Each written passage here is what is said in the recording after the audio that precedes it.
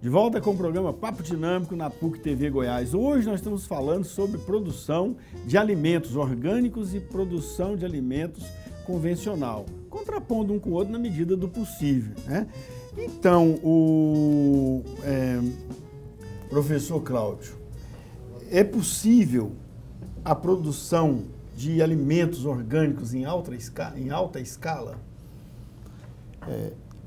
Há um avanço nesse sentido. A cada dia que a gente observa, aumenta assim, a produção de orgânicos, né? Antes disso, o que caracteriza uma produção orgânica? Uma agricultura orgânica, ela não é simplesmente aquela agricultura que não usa o agrotóxico ou o defensivo agrícola. A agricultura orgânica ela é mais do que isso. Ela, filosoficamente, mas você tem que ter um entendimento, uma mudança no estilo de vida, um processo educativo importante tem que ser estabelecido na comunidade, mas também um conhecimento biológico e também normativas, tem que seguir normas, rígido comando, um rígido controle das normas para que você consiga estabelecer uma agricultura orgânica. Então, não é simplesmente não usar defensivo agrícola. Tem que ter a sustentabilidade, tanto ambiental quanto social, mas também econômica, né, doutor Cristiano? Sem dúvida, sem dúvida.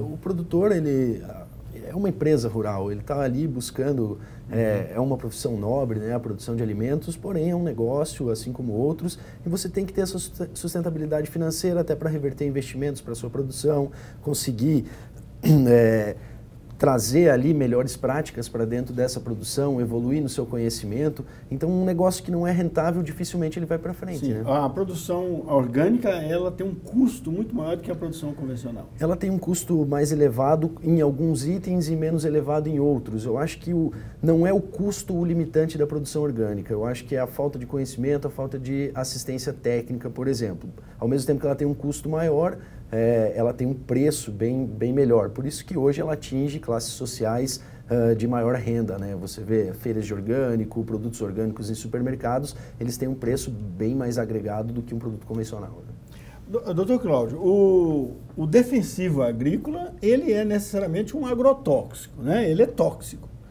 Ele pode ser mais prejudicial ou menos prejudicial, dependendo da dosagem, é isso? Pode-se dizer assim? A diferença de medicamento e veneno é a dose. É a dose, né? já dizia. Mas, nesse sentido, se o defensivo agrícola ou o termo agrotóxico, se ele for utilizado de forma indevida, realmente ele é tóxico, ele traz consequências à saúde humana, né? Sobretudo se a concentração, se a dose utilizada for muito acima do que é recomendado. E essa dose pode estar tanto no processo de produção, quanto também no alimento que, dependendo da forma como esse alimento é produzido, sob a incidência de agrotóxicos, esse alimento pode ter uma quantidade maior de resíduos tóxicos do que outro, né?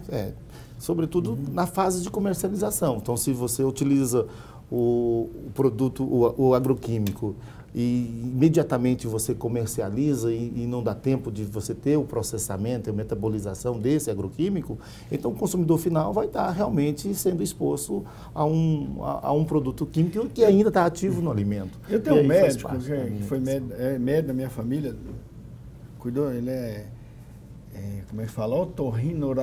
Laringologista. Otorrinolaringologista e pediatra também. Então, cuidou das minhas filhas desde pequenininho e tal. Hoje parece que ele está macrobiótico, eu acho. Porque outro dia estive com ele lá e ele está recomendando assim, coma frango caipira. Nunca coma esse frango de granja, que esse aí está cheio de hormônio. Outra coisa, mamão, não coma mamão papaya, que é cheio de agrotóxicos. Pega aquele mamão convencional, mamão grande, esse é bom. Formosa, né? Assim, ele me deu uma lista, inclusive, assim, tá lá na minha casa, assim, debaixo do espelho, assim, do vidro da mesa.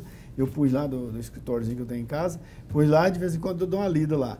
Mas realmente ele, assim, decretou guerra aos alimentos de produção convencional. O médico está... Cristiano, o que você acha das fake news? Olha, professor Daniel, eu acho que tem muito catastrofismo na questão dos alimentos. Veja bem, a Anvisa de período em período, ela faz uma análise de resíduos, ela pega amostras em todo o Brasil, no Ceasa, em supermercados, um estudo que chama o PARA. Esse PARA, o último PARA, mostrou que mais de 95% das amostras estão confiáveis, ou não tem resíduo de agrotóxicos, ou tem resíduos em níveis que não trazem prejuízos à saúde. Boa parte daquelas que têm resíduo não é nem resíduo em excesso, são produtos que são registrados por uma cultura e não poderiam estar em outros. É claro que se você tiver a opção de fazer consumo de orgânicos, comer só frango caipira, eu acho que é altamente recomendável. Sem dúvida você tem uma chance maior de não ter uma contaminação por esses produtos. Até porque a fiscalização também é falha. Nesse tocante, é importante a gente colocar, hoje o grande produtor, produtos químicos, eles não são baratos. Não são baratos. Então, o mito de que se usa produto em exagero, ele vai contra o processo de eficiência. Quais são esses produtos, esses defensivos químico, doutor? Principalmente o mais utilizado são herbicidas, o mais utilizado em volume, né? Os herbicidas são utilizados para plantar. O calcário é... O calcário é um fertilizante, né? Ele serve para adequar o pH do solo para a necessidade de cada planta. Mas ele também não estraga o solo, não? Não, ele traz melhorias muito profundas para o solo. Se não existisse calcário, a gente não plantaria no cerrado hoje. Então, realmente, ele trouxe melhorias muito intensas para a nossa agricultura. Então, só voltando, o grande produtor, principalmente, ele tem as contas mais na ponta do lápis. E por ter uma área grande, o custo com defensivo para ele é muito alto. Então, ele usa na melhor eficiência possível, o mínimo possível, porque isso é renda no bolso dele. O pequeno produtor, quando tem uma produção pequena, muitas vezes ele usa com menos cautela, porque aquilo pesa menos no bolso dele, a área dele é pequena. Então, quando a gente vê pessoas batendo no uso de agrotóxicos, liga muito ao grande produtor e esquece que a agricultura familiar, 99% dela também utiliza agrotóxicos. Então, não é um assunto de grande contra pequeno. Agora, você falou uma questão de eficiência em herbicidas. Mesmo, né? Tem os herbicidas e tem herbicida para planta daninha, inseticida para insetos, exatamente. Fungicidas para fungos. Que são geralmente, quando grupos, vai plantar uma planta de folha redonda e usa um herbicida de folha comprida. Exato. Que aí você evita nascer aquelas pragas de folha comprida. E tem que eliminar só de folha redonda. Exato. Você tem que usar um produto que não vá matar a sua planta que você colocou ali. Claro. Foi aí que surgiram os transgênicos no mundo e no Brasil também. Hoje o cultivo que se utiliza mais transgênicos é a soja, e o que eles fizeram? Existe um herbicida que se chama glifosato, né? Eles colocaram um gene de uma bactéria dentro da planta de soja e essa bactéria consegue metabolizar o glifosato. O glifosato ele é um herbicida de amplo espectro, ele mata tanto folha larga quanto folha estreita, ele é extremamente eficiente e tem um baixo nível de toxicidade, então ele é um produto muito eficiente, é um produto dos mais baratos e você utilizando apenas ele no passado você conseguiria controlar tudo. Então foi um grande avanço. Mas para isso precisa, né? Então, da planta transgênica precisa que resistiria ao ataque. Sobre transgenia também, professor, é importante destacar, às vezes as pessoas acham que tudo é transgênico hoje. No Brasil, apenas soja, algodão, milho e agora temos uma variedade de feijão que é transgênico. Só esses 4 produtos. Não existem frutas transgênicas no Brasil. O que é um produto transgênico? Como o Cristiano disse mesmo, o produto transgênico é aquele organismo que recebeu um gene ou um pedaço de um gene, um material genético de um outro organismo não da mesma espécie. Né? Isso então, chama transgênico. Okay. Então, a soja transgênica, ela tem um gene inserido nela, um gene que não é da soja, inserido por manipulação genética. É possível uma soja transgênica orgânica? Não. E você traz os dois conceitos. Regulamentação, né? A regulamentação fala que transgênico não se enquadra como orgânico. Okay. O orgânico tem que ter origem natural mesmo. O transgênico já é uma intervenção humana, uma tecnologia. De manipulação do genoma daquela espécie que você está trabalhando. E o transgênico não está limitado a plantas, né? Tem vacinas transgênicas, insetos transgênicos, animais por exemplo, transgênicos. Esse Aedes aegypti transgênico para controle de Aedes aegypti. Então, a transgenia é muito utilizada. Mas essa bactéria que foi introduzida lá na soja, que faz ela resistir a esse defensivo agrícola universal, digamos assim, porque ele mata tanta folha de planta de folha comprida como de folha redonda ou folha estreita. Essa bactéria que está nesse transgênico, ela não é prejudicial à saúde? Quando eu consumo uma soja transgênica, eu não estaria consumindo um alimento que pode causar alguma alteração genética em mim? Vamos pensar. Não é a bactéria que está na soja. É um pedaço do genoma da bactéria, um gene específico dela. Então, um Pois pedaço do pior DNA ainda. dela. Então, eu vou estar ingerindo um gene que tem uma característica, sei lá, de resistência. Exato. Certo? Na verdade, Eu vou estar comendo uma soja, então, que pode ser mais indigesta, não? Não. Na realidade, esse gene codifica uma enzima lá na soja. Sei. Né?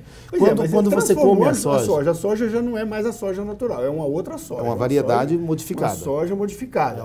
Essa modificação genética da soja não poderia causar alguma influência genética em mim, alterando a minha constituição genética? Vamos pensar, quando eu como, na minha alimentação tem um pedaço de carne, não tem o DNA do boi? Sim. Quando eu vou comer maçã, não tem o DNA da maçã? Sim, mas são produtos naturais. Isso. De Mas, qualquer modo, aqui então, no mundo... lá no meu intestino, esse DNA que foi ingerido, seja ele de micro-organismo, ele vai ser degradado em partículas menores, que são os nucleotídeos, e eles vão ser absorvidos, vão para o nosso corpo. Ou eliminado. E nós vamos usar esses nucleotídeos para fazer o nosso DNA. Né? Sim, então esses nucleotídeos nós usamos. Genética. Não, porque os nucleotídeos são universais. Assim, que os produtos transgênicos reduzem a fertilidade da pessoa. Isso é verdade ou é Então, mito? é muito importante... Isso é fake news? Fake news.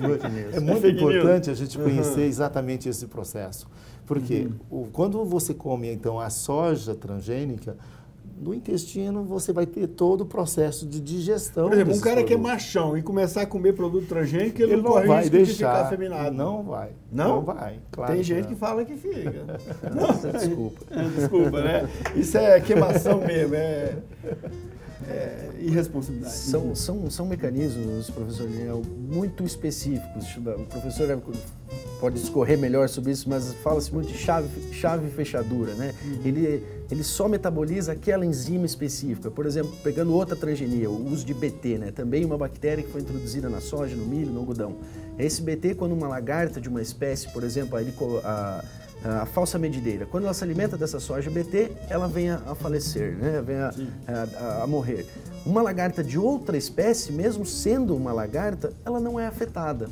Porque é um mecanismo muito específico para aquela enzima da lagarta. O professor não afeta o Cristiano tocou num assunto muito interessante, porque há relatos na literatura de que pessoas podem desenvolver quadros de alergia frente a alguma dessas situações. Isso. Mas esse quadro de alergia que essas pessoas desenvolvem é uma natureza daquelas pessoas que consomem aqueles produtos. Talvez, então, a rotulação, né, seja mais o recomendado. Todo o alimento está escrito, esse alimento contém tais produtos, tais produtos, tais produtos. Então, essa rotulação é extremamente importante, porque aquele indivíduo que tem alergia vai ter a opção de escolher o que ele vai querer comer. Perfeito. Essa alergia pode ser causada também até por produto natural. Por outros né? produtos. Depende muito da característica da pessoa. Mas então eu entendi aqui pela opinião de vocês dois aqui que o transgênico não deixa de ser saudável pelo fato de ser transgênico. Exato. Se ele não é saudável, não é porque é transgênico. Exato. É isso? Então tá bom, vamos fazer o seguinte, vamos fazer um pequeno intervalo, o tempo hoje está passando muito rápido e daqui a pouco a gente volta. Tem mais coisa aí.